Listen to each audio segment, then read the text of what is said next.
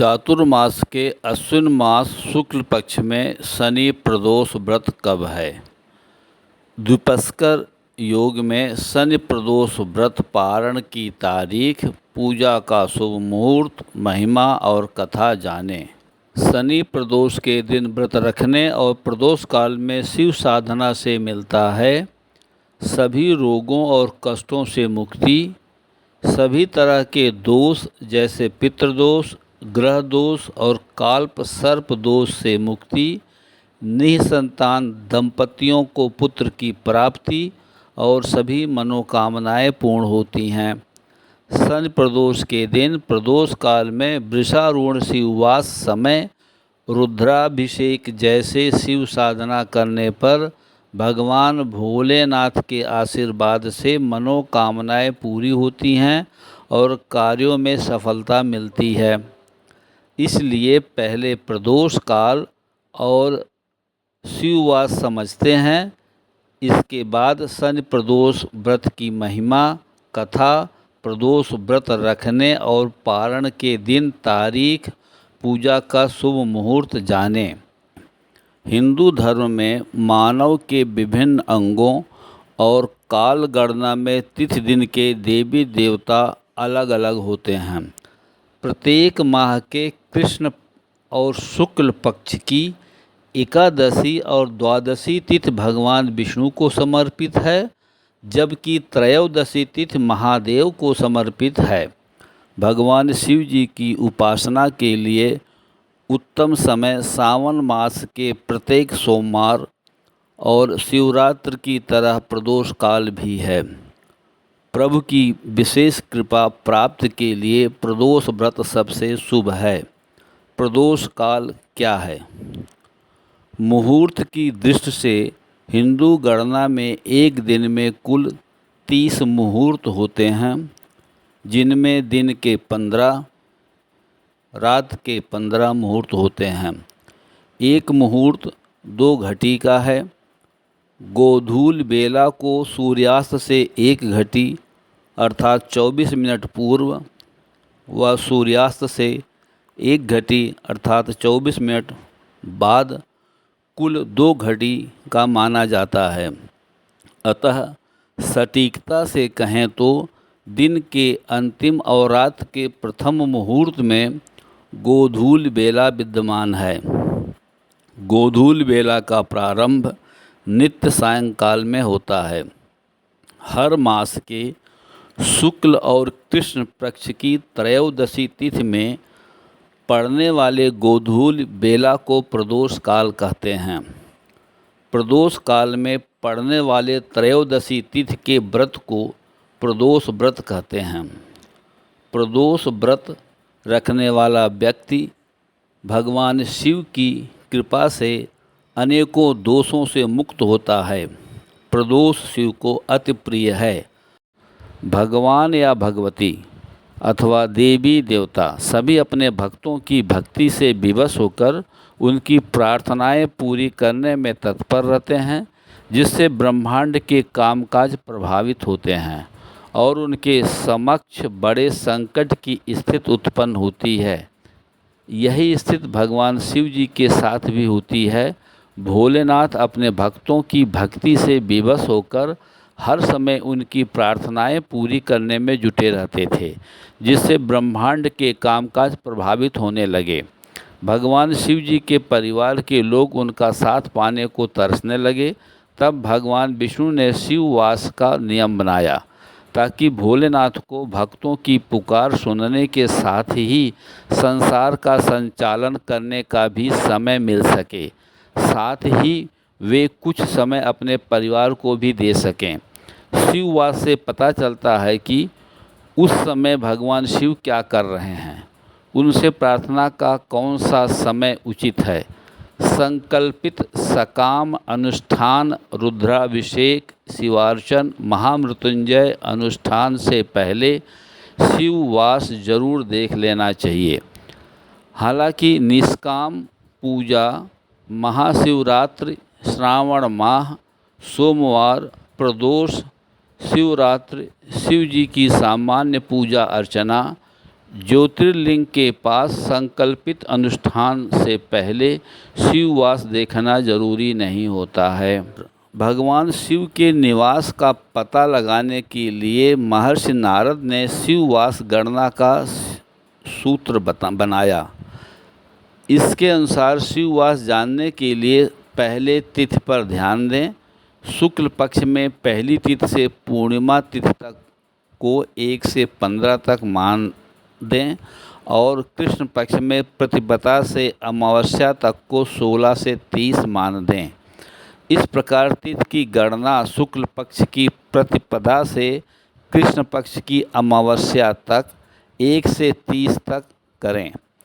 इसके बाद जिस तिथि के लिए शिववास देखना है उसमें 2 से गुणा करें, फिर गुणनफल में 5 जोड़ दें और सबसे आखिर में 7 से भाग दे दें। शेष फल जो आएगा उससे शिववास का पता लगेगा। जैसा कि नारद संहिता में भी उल्लेख इस प्रकार मिलता है। एके कैलासवासम द्वितीये गौरी निधौ तृतीये वृषभ आरूढ़ं चतुर्थे च सभा स्थितम् पंचमे भोजने चैव क्रीडायान्तु सात्मके शून्ये श्मशानके चैव शिववासवासं संचयोजयेत् कैलासे लभते सौख्यं गौर्यां च सुख संपद वृषभे अभीष्ट सिद्धि स्यात् सभायां संतापकारिणी भोजने च भवेत् पीडा क्रीडायां कष्टमेव च श्मशाने मरणं ज्ञेयं फलम एव विचारयेत्। श्लोक अर्थानुसार यदि शेष फल एक आता है तो शिववास कैलाश में होगा और इस समय पूजा का फल शुभ फलदायक होगा। यदि शेष फल 2 आता है तो शिववास गौरी पार्श्व में होगा। इसका फल सुख संपदा प्रदान करने वाला होगा। यदि शेष फल 3 आता है तो शिववास वृषारूढ़ होगा, नंदी पर होगा और इसका फल अभीष्ट सिद्धि होगा, लक्ष्मी की प्राप्ति होगी। यदि शेष फल 4 आता है तो शिववास सभा में होगा और इसका फल संताप कारिणी होगा। यदि शेष फल 5 आता है तो शिववास भोजन पर होगा और इसका फल भक्त के लिए पीड़ादायी हो सकता है। यदि शेष फल 6 आता है तो शिव क्रीड़ारत रहेंगे और इससे कष्ट मिल सकता है। यदि शेष फल 0 आता है तो शिववास श्मशान में होगा और मृत्यु हो सकता है। शनि प्रदोष व्रत 2025 पूजा शुभ मुहूर्त। शनि प्रदोष व्रत कब है? इस साल अश्विन माह के शुक्ल पक्ष की त्रयोदशी तिथि 4 अक्टूबर दिन शनिवार को शाम 5:09 पर शुरू हो रही है। वही 5 अक्टूबर दिन रविवार को दोपहर 3:03 पर तिथि का समापन होगा। त्रयोदशी प्रदोष काल शनिवार को पड़ने के कारण शनि प्रदोष व्रत के नाम से 4 अक्टूबर को मनाया जाएगा। अश्विन माह के शुक्ल पक्ष की त्रयोदशी तिथि पर द्विपुष्कर योग का निर्माण सुबह 6:13 से है। वही सुबह 9:09 पर द्विपुष्कर योग की समाप्ति होगी। द्विपुष्कर योग में देवों के देव महादेव की पूजा करने से साधक को अक्षय फल की प्राप्ति होगी। मान्यता और श्रद्धा के अनुसार स्त्री पुरुष दोनों यह व्रत कर सकते हैं। इस व्रत से कई दोषों की मुक्ति तथा संकटों का निवारण होता है। शनि प्रदोष व्रत के दिन पूजा का शुभ मुहूर्त।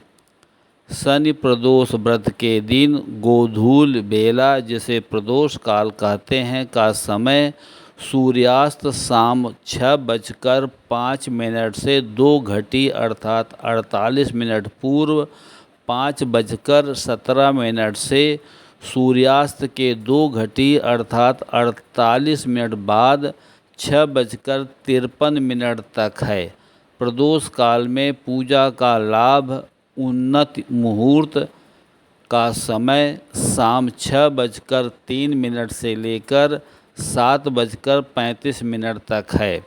साधक अपनी सुविधा अनुसार समय पर स्नान ध्यान कर देवों के देव महादेव और जगत जननी माँ पार्वती की साथ शनिदेव की पूजा आराधना और आरती करें। शिववास काल गणना अनुसार शुक्ल पक्ष की प्रत्येक त्रयोदशी को नंदी शिववास का संयोग होता है, इसलिए शनि प्रदोष व्रत नंदी शिववास में मनाया जाएगा। शनि प्रदोष व्रत के पूरे दिन चोर पंचक लगा हुआ है। शुक्रवार दिन से प्रारंभ होने वाला पंचक चोर पंचक कहलाता है। इसमें वस्तुओं की चोरी होने का डर रहता है।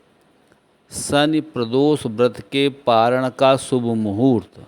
व्रत का पारण व्रत रखने के अगले दिन सूर्योदय के बाद किया जाता है। अतः शनि प्रदोष व्रत का पारण 5 अक्टूबर दिन रविवार को सूर्योदय सुबह 6:13 के बाद किया जाएगा। शनि प्रदोष व्रत की कथा। प्रचलित पौराणिक कथाओं के अनुसार एक समय की बात है, अम्बापुर गांव में एक ब्राह्मणी निवास करती थी। उसके पति का स्वर्गवास हो गया था, जिस वजह से वो भिक्षा मांगकर अपना जीवन यापन करती थी। एक दिन जब वह भिक्षा मांगकर लौट रही थी तो उसे 2 नन्हे बालक दुखी अवस्था में मिले, जिन्हें देखकर वह काफ़ी परेशान हो गई थी। वह सोचने लगी कि इन दोनों बालक के माता पिता कौन हैं। इसके बाद वह दोनों बच्चों को अपने साथ घर ले आई। कुछ समय पश्चात वह बालक बड़े हो गए। एक दिन ब्राह्मणी दोनों बच्चों को लेकर ऋषि शांडिल्य के पास जा पहुँची। ऋषि शांडिल्य को नमस्कार कर वह दोनों बालकों के माता पिता के बारे में जानने की इच्छा व्यक्त की। तब ऋषि शांडिल्य ने बताया कि हे देवी, ये दोनों बालक विदर्भ नरेश के राजकुमार हैं। गंधर्व नरेश के आक्रमण से इनका राजपाट छीन गया है, अतः ये दोनों राज से पदच्युत हो गए हैं। यह सुन ब्राह्मणी ने कहा कि हे ऋषिवर, ऐसा कोई उपाय बताएं कि इनका राजपाट वापस मिल जाए। जिस पर ऋषि शांडिल्य ने उन्हें प्रदोष व्रत करने के लिए कहा। इसके बाद ब्राह्मणी और दोनों राजकुमारों ने प्रदोष व्रत का पालन भाव के साथ किया। फिर उन दिनों विदर्भ नरेश के बड़े राजकुमार की मुलाकात अंशुमति से हुई। दोनों विवाह करने के लिए राजी हो गए। यह जान अंशुमति के पिता ने गंधर्व नरेश के विरुद्ध युद्ध में राजकुमारों की सहायता की, जिससे राजकुमारों को युद्ध में विजय प्राप्त हुई। प्रदोष व्रत के पुण्य प्रताप से उन राजकुमारों को उनका राजपाट फिर से मिल गया। इससे खुश होकर उन राजकुमारों ने ब्राह्मणी को दरबार में खास स्थान प्रदान किया, जिससे ब्राह्मणी की गरीबी दूर हो गई और वह खुशी खुशी अपना जीवन व्यतीत करने लगी। प्रिय दोस्तों, नमस्कार। मुझे आशा है कि मेरी यह लेटेस्ट पब्लिश्ड वीडियो आप सबको बहुत पसंद आई है। अतः घर में बैठकर इस वीडियो का आनंद लेने के बाद मेरे प्रयास को काइंडली लाइक और कमेंट्स करें तथा अपने नियरेस्ट एंड डियरेस्ट को शेयर करें।